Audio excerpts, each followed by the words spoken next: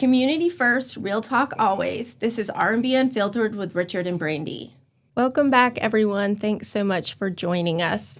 Today, our episode is going to be on Beyond the Title. What does that mean? Is it beyond our titles? Or because I feel like sometimes people have total misconceptions about the titles we hold and what we actually do. Yes. Okay. I would agree with that. 100%. Yes.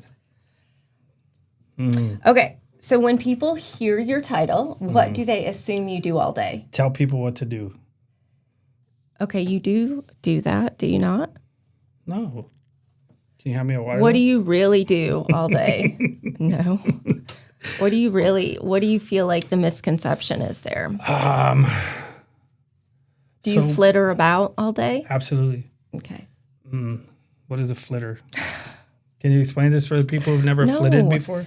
I feel like that I have explained this so many times that you flitter about, like you move from little flitter here, flitter there, and really never are super like serious and focused in. Do you feel like that's incorrect?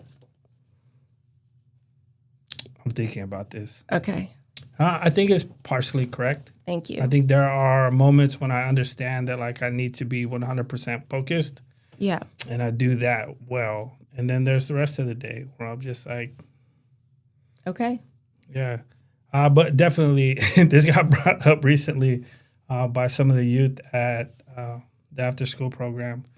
They're like, oh, you're the executive director, so you just like tell people what to do all day.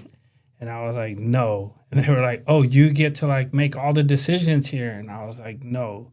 The decision actually gets ran through like Janessa and Leonard, like explaining that to them, that there was like this table, right, where like ideas came in and we discussed them and talked about them before any action was taken. Like it was so confusing to the kids because they were like, no. Right, because they see you flitter about. So they're like, what is it you actually do? I've gotten asked that by young people. So where do you work? And I was just like, oh my gosh.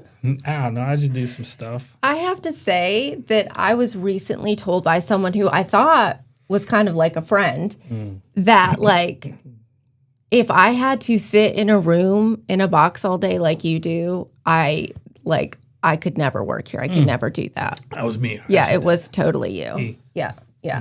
Okay. How, on a scale of 1 to 10, how accurate is that assumption? I do not sit in a room. Like, I feel like that, one, I want to say that I get a lot of work done from that space, for sure. Right? But I also feel like that I'm constantly running from one place to another, just trying to, make it work for everyone else and not make it work as much for me. But that's okay because that's part of my job. Yeah, no, I've watched you, and you literally run. Like, you walk hella fast from one place to the next. Yeah, but you make fun of me because I walk fast. But if I don't walk fast, I'm not getting anywhere on time. For sure. So, like, tell me what you think the most glamorous part of your job that people imagine. The people imagine. Right. The most glamorous part that people imagine. So, from adults, they imagine, like, all these wonderful moments spent with children and just hearts everywhere, right? And all this beautiful stuff. It is that so often, like I'm not gonna lie, so often it is that. I had this kid, they told me that there was a cat or kittens inside this bush and that I needed to go help them immediately. And when I went out, it was this child who had wrote this poster, had drawn this poster that had me, her, and a couple other young people in it. And it said, I love you. It wasn't a cat, right? So there are like lots of those moments. Yeah. But you also have the like little boy peeing on the wall, right? Or whatever else. Okay. Yeah, you have all these other things going on. Yeah. Right. Yeah.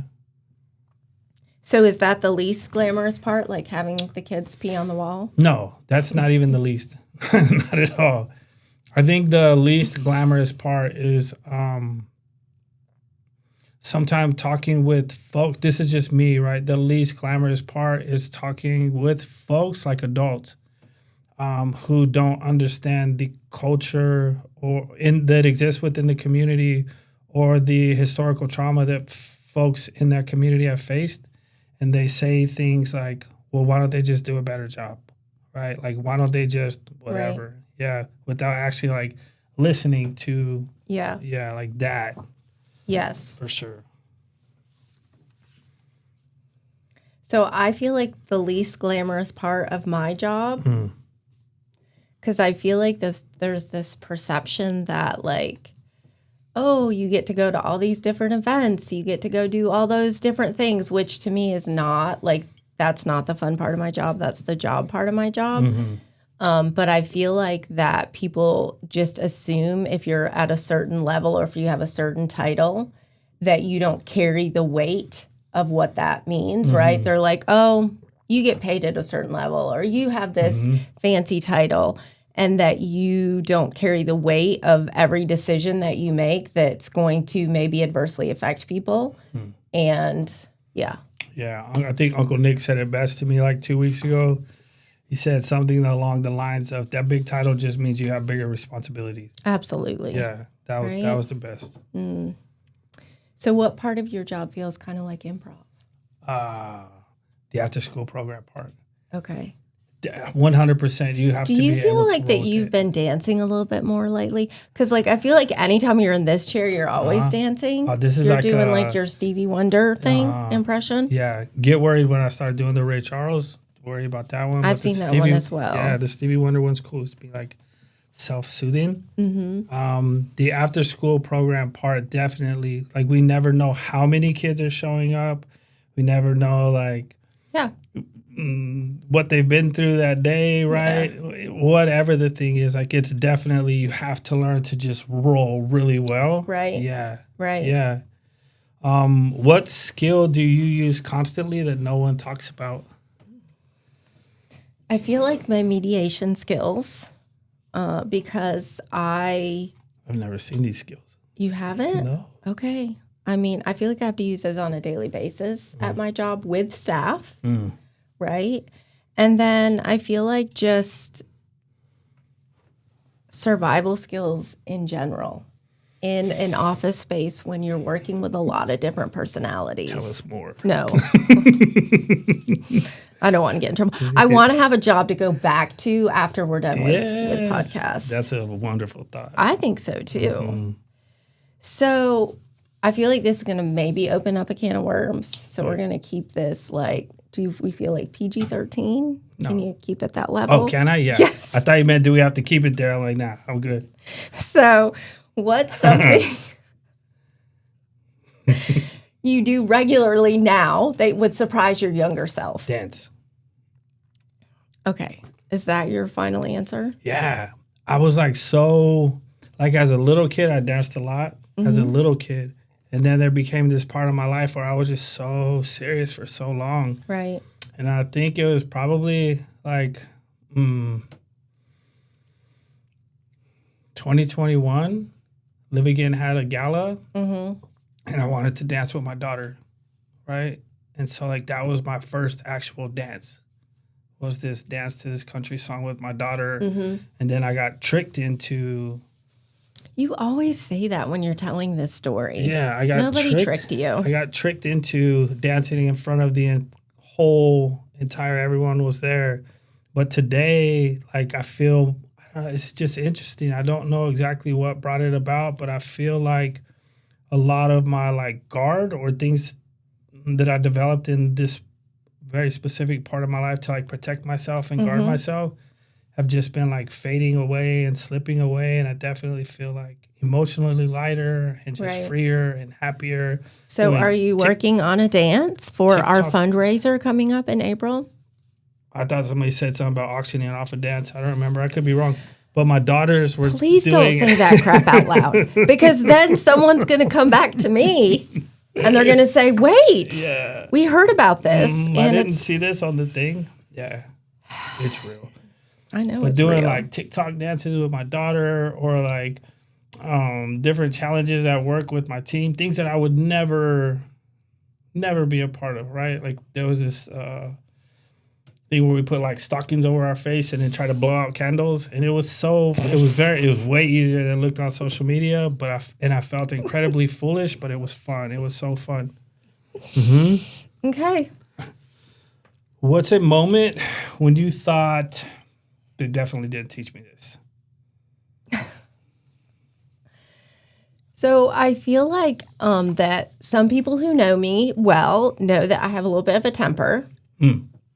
Right? And that comes out. A little bit. You're like, a little bit. Yes. But I feel like that's something that I can't bring forth that I would like to bring forth on a regular basis at work. I have to like moderate myself. I do bring it forth, but only in very safe spaces. Most of the time, people would not recognize that I have a temper. And I feel like, but I'm embracing it because I feel like as a kid and like growing up, that was not a space I was allowed to have, right? But like as an adult, I'm like, I'm embracing this. I'm okay with this. I have a little bit of a fiery personality and I'm okay with that. Sometimes that's what it takes to get shit done, right? So, I don't know. I couldn't help it. I got transported back to moments where like, you definitely say it with your face. It doesn't have to be. I do say it with my face. It doesn't have to be. I'm trying hard on that. From your I feel chest. like you've been very critical of that lately. Of me that I say. Did you just say you're welcome? You're welcome. I don't feel like it's nice to be as critical of that. I can't help it. Okay.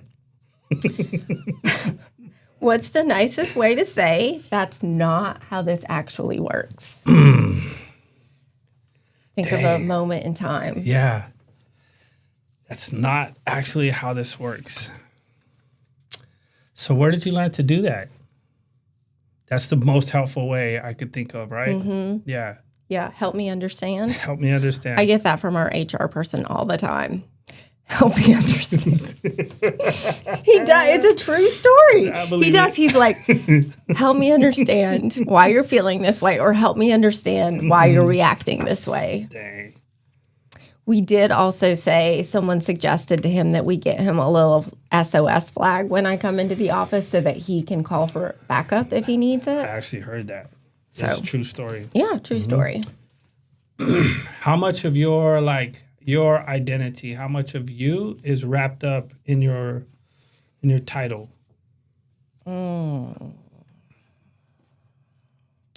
don't feel like in the title, in the work. Like so much of my identity is wrapped up in the work that I do, not so much the title. I understand like the import, like the privilege of my title and what that carries, but I also feel like that the work is a big part, but not the title. How do you separate who you are from what you do? And actually, do you even do that? I'm glad you said that. I think you picked it up before you even, or while you were asking it. How do I separate? I think it is absolutely important to separate who I am from what I do. But at the core of what I do is like loving people, right? And caring for people. So I don't think that part will ever change. It's just a big part of who I am. The way that I do it or the way that I show up, me flittering about, right? Just smiling, laughing, everything, whatever, to being very, very serious. Sometimes that part needs work. Like I need. Yeah, just somebody to say like, okay. Yeah. Do you feel like you have someone that is able to do that for you? No. Okay, I was just curious. Yeah. I mean, because there are people. I feel like you got defensive with that. No, I had to think about it real quick. I think there are people in my life that are like, okay, we need to, Rich, bring it in, come back, tone it down. And I'm like, nah. Sometimes, though, it's helpful, right? Okay. Well, for those of us who have to work with you on a regular basis, maybe that's it. How do you stay human in a job that asks you to be professional all the time? That's hard. But I feel like that as women, we are trained to act a certain way, show only that on our face. You make fun of me for my facial expressions, which I'm constantly that's a work in progress, right? Because it does. But I feel like that's like a misconception too. Like if you're not frontline or you're not boots on the ground, like that you're not human, you don't care, you don't, all those things, right? And so like I try to balance that all the time. I have to be professional. I have to speak to things. I have to be in front of rooms. Those are things I have to do.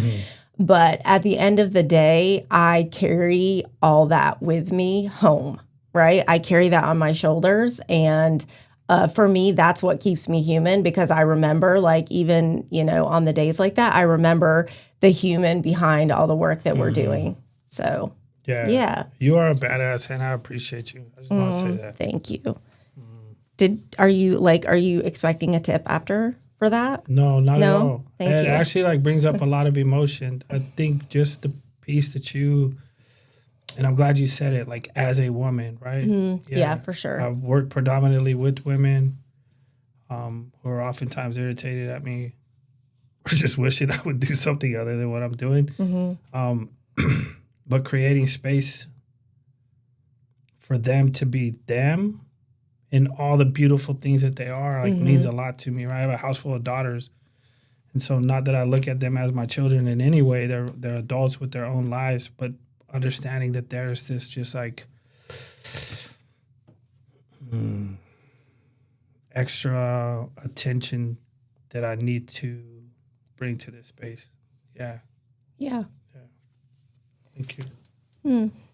All right, we're going to do our mini lightning round now. Let's do it. Okay. So we're going to keep this in the genre of work. I know you like to go off topic, and that's okay, right? You sound like my therapist, and that's okay, Richard. Like, let's make sure we're catering to your needs, because, right? So meetings or emails? Meetings for sure, unless Okay. Unless it's something that like could have just been said briefly in an email, right?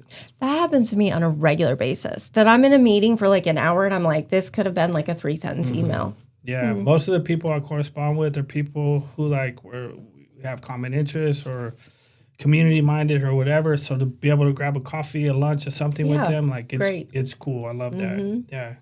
And then there's some folks we could just email. Those aren't the fun folks, right? No. Those are usually the ones that are like, hey. Okay. Yeah. Calendar chaos or inbox chaos? That's both for me. I feel like my calendar I've started asking people, can you please give me a 10-minute break in my meetings, just so like I can run to the bathroom or get a sip of water or eat a cracker or something, right? Yeah. Because it's like chaos all the time. Yeah. But I'm going to say calendar chaos. You prefer that? Yes, because I feel like I'm getting something done, usually. Because if I'm running from meeting to meeting, I feel like at least I'm solving at least one problem. Maybe, hopefully. No, for sure. And there's been days when I've talked to you and you're just like, I can't catch a break between any. And I'm just like, dang, that was that's challenging. Yeah, for sure. I have to be able to like sit, debrief, self-regulate, and then get into the next thing. The days that I don't, because those days do exist, like everything is a shit show. Everything is. I agree with that. Not you. I wasn't saying that. Like, I agree. Like, that's how I feel as well. Yes. So, work mode playlist or silence? Okay, I need more. Okay, so like, when you're working, do you like chaos around you, or do you like silence, or do you like to listen to music, or like, what's that look like for you? So we're talking about work, professional? Yes, this is a work-related episode. Okay, that's interesting. Yeah. I prefer silence as well when I'm working and not the distraction of... If it's like an RFP or something that I need to read through, some legal, whatever it is. Yes. Like I can't. Yeah. I You need need to be able to tune shut a everything door else and be out. quiet. Yeah. Yeah. I got you. For sure. In one word, ooh, this is gonna be challenging. In one word, describe your job on a hard day. One word. Shitty? Is that word? That's a one word, yeah. I feel like, yeah. Like, I mean, when there's days when, like, you just are hearing a lot of shitty things and that you walk away and you're like, yeah, that was just a shitty day. And I got to try again tomorrow. I love the attitude. I got to try again tomorrow. Well, yeah. Well, I mean, you don't do this work. You don't do nonprofit, whatever part of nonprofit you're in, without having to, if you care about it, right? If you're engaged in it, without like saying, okay, I got to try again tomorrow. I got to try better tomorrow. I got to do better. I got to be better. Yeah. I always ask myself that, like, what can I do better, right? I mean, I might like stomp my foot or have a little hissy fit, but then, shut up. But then it's like, what can I do better? Glad we got that on video. That's been on video before. What part of the job actually makes it worth it for you? The kids. So I can mention specifically Legend Melendez and Natalie Garcia, right? Walking alongside them and their family from 2012 and watching them just grow up. And now, like, they're on staff. They're, like, making their own waves, doing their own things. Yeah. Natalie will be going to New Orleans soon for some peer-to-peer learning out there and hopefully bring back some, like, very effective strategies. That makes it worth it. The little poster, right, from Ava that she drew last week, like, all these little things actually make like huge impact on Right, like keep you going, keep you motivated to keep doing it when it's shitty, when it's a shitty day. Because you have those too. Just saying. Me? Yeah, you. Just saying. Yeah. Okay. Yeah, you get to hear about those every now and again. I mean, it's just natural. Like the work we do, there's just some shitty days. Yes. If you could rename your job title to better reflect reality, what would it be? Because I like this. Yeah? Right? Do you? I feel like it should be Brandy, Queen of All. I think I've heard you actually say that before. I actually had some staff that was like, we're getting a t-shirt made for you that's like the front says per Brandy and then the back says Queen of All. And I love it. I bet. I feel like it feels good. Do you feel like that you would have a different job title to better reflect? Or you're just happy with your job title? Let's do Richard Burrell, professional flitterer. We could do that. We could totally do that. It would be good. Yeah. I think so it's rare that I introduce myself or like to be introduced as an executive director. Yeah, I agree. Yeah. I think founder is more appropriate, and I appreciate that, right? Yeah. I have a fondness for things that cannot be taken away, and like father, right? Founder, those are two of those, right? Right. Other things can be replaced, given to other people. I mean, I feel like Queen of All cannot be taken away. I mean, maybe it can, but I would fight hard against that. I believe you for sure. So I feel like the title, it's like a lot more work than people recognize. Like, I feel like that's a thing. So I'm glad we kind of talked about this stuff. And a lot more heart. Yes. I think that gets taken out, right? For sure. Sometimes. Yeah. I think sometimes, right? Like, we have to make decisions that are... Yeah. Yeah. And that maybe a lot of people won't like. But, right, we still have to make the decisions. For sure. Carry the load. For sure. I feel like that gets heavy sometimes and people don't recognize that. Do you feel like that was a good episode? I do. I just wanted to say that this is what I was thinking right now, is that I greatly appreciate who you are as a person, as a professional, as a friend. And I just want to say thank you for starting out our new year just in this way, right? This has been a great podcast. It makes me happy to sit in this very warm room with you. 100%. Are you going to close this out? It's not on your card. Oh my gosh. You got to throw some shit out there, Richard. You got to make it happen. Thank you so much for joining Brandy and myself on another amazing episode of R&B Unfiltered. We hope that you enjoyed this episode. We hope that you like, share, subscribe, do all of those things that people do.